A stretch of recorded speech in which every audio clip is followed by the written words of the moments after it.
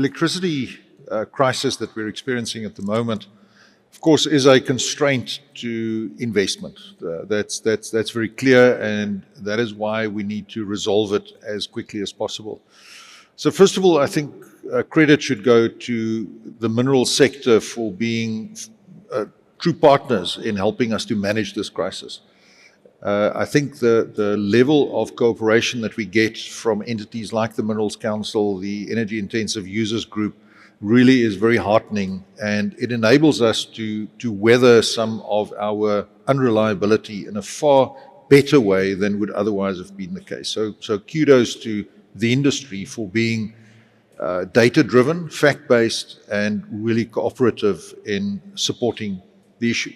But ultimately, we need more capacity, and we have needed more capacity essentially since 1998, when Roger, in his youth, was negotiating that energy white paper. And we've been saying this consistently. When I joined, I said Eskom needs 4 to 6 gigawatts of new capacity on the grid immediately in order to give us the headroom to carry out the maintenance on our coal fleet. And we just haven't had that.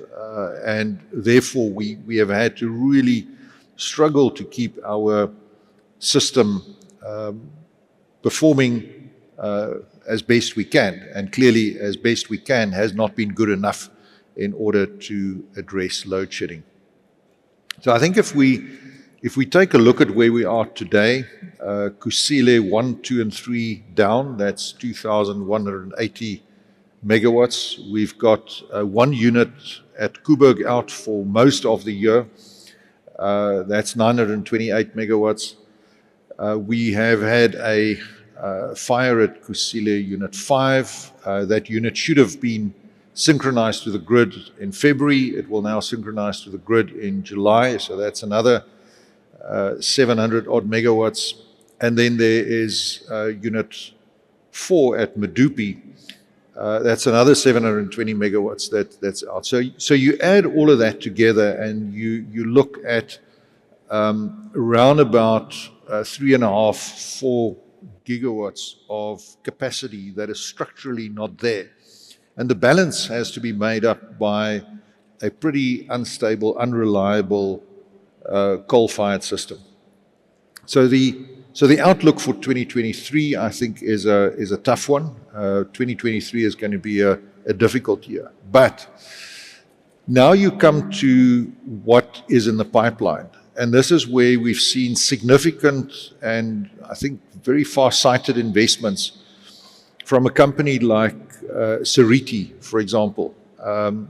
Eventually, they're going to install 900 megawatts of wind and solar right in the heart of Mpumalanga's coal belt, which, of course, is a great contributor to the just energy transition, creating jobs for coal miners and for people who've invested in coal for many years. You look at a company like Anglo converting some of their trucks to hydrogen, which they are fueling with a hydrogen plant that they've built on site. Increasingly, we are seeing that we are able to attract more private sector generation capacity to the grid. We see it in our stats, people who connect to the grid. We also see it in numbers collated at NERSA. There's more than 9,000 megawatts of new capacity that is either in the process of being built or in the process of going through engineering, financial close, and EIA processes to get connected to the grid. So our anticipation is that from calendar 2024 onwards, we should see a reduction in the incidence of load shedding. I think the important thing to emphasize, though, is that we shouldn't stop there. We have an aging fleet, we have an unreliable fleet that has been poorly maintained, and we should not sit back and become complacent again and think that we've now got 9,000 megawatts on the grid. We've got to double down and we've got to accelerate the capacity. And this is, Roger, where I think the President's structural reforms that he implemented in his speech on the 25th of July last year hasn't nearly got the credit that he should have for liberalizing the generation sector. And I think many of your members are taking advantage of it. Roger, we are country number 106 to embark on the structural reform of unbundling a monolithic, monopolistic power utility. So we are by no means at the bleeding edge of utility reform. We are following a well-trodden path. And in fact, this unbundling, as it's called, has been mooted now for essentially the better part of 30 years. And we haven't yet got down to actually making it work. And what's holding it back? That's exactly the point. So at Eskom, we have done everything that we can. We've concluded an asset transfer agreement. We have set up the National Transmission Company, South Africa Limited. We have set up separate balance sheets, income statements. We have separated at a SAP level. Those of you who've been through that will know that's no minor exercise. So we've done everything in our power to enable the legal separation of our transmission business. Now, why is this so important? It is so important because investors want the assurance that their bids into an electricity market will be considered on an equitable basis with Eskom Generation's bid.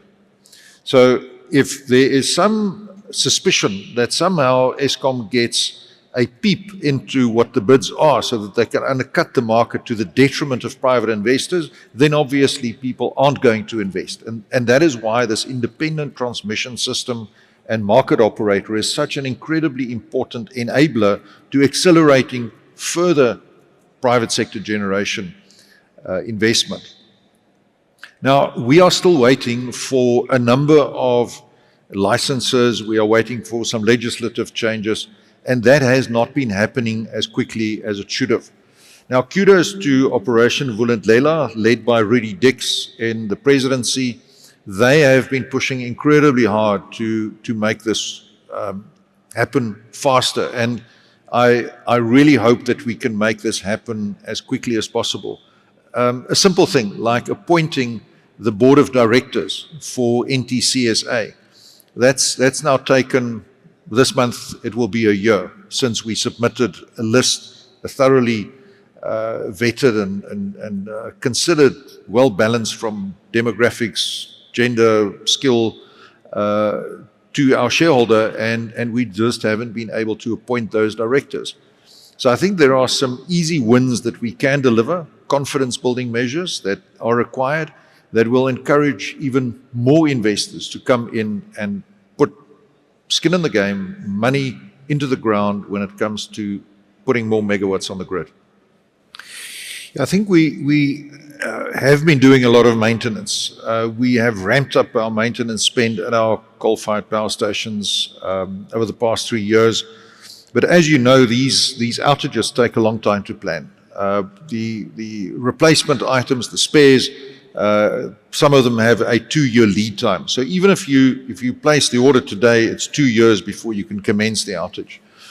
They also require money, and some of our customers don't pay us. For example, the municipalities now owe us, some of them, total of 57 billion rand. And that's money that we need in order to carry out our maintenance program. So our constraints are very considerable and structural.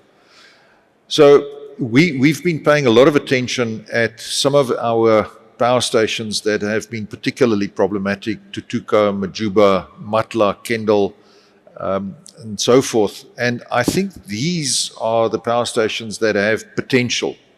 But I think we must also acknowledge that a power station like Tutuka really is still in the grip of crime, not to put too fine a point to it. If you look at the incredible theft that we've encountered and uncovered at Tutuka, the fact that this is where the power station general manager walks around on his plant accompanied by bodyguards and wearing a bulletproof vest, that is no longer normal. And if you look at the fact that Tutuka year to date is delivering an EAF of between 15 and 17%, which is shocking for one of the younger plants in our fleet, then it shows that unless we get to grips with some of the structural issues around Eskom, the theft, the crime, the corruption, we will not be able to resolve the issue. Now, fortunately, and I don't know if it's coincidental or not, but ever since my resignation, we've seen 25 arrests, and that's very welcome. We have shut down, or the police have shut down, 3 illegal coal blending sites. I understand that there are 30 more that are being targeted. And just the fact that there have been 33 illegal coal blending sites operating in Mpumalanga, where essentially coal is stolen, and we are supplied with discard coal, which doesn't burn so well and which really makes a mess of your coal mills, as well as your ash content in terms of emissions. That tells you about what an uphill battle it is to fight to turn around a utility when the entire state apparatus is not aligned and synchronized to those activities. And that's what we need to make happen. We need to get the state going. Now, again, I think the National Electricity Crisis Committee is getting there, and we are now starting to see action being taken. But it has taken a major crisis, stage 6 load shedding, to precipitate action, to galvanize government into action.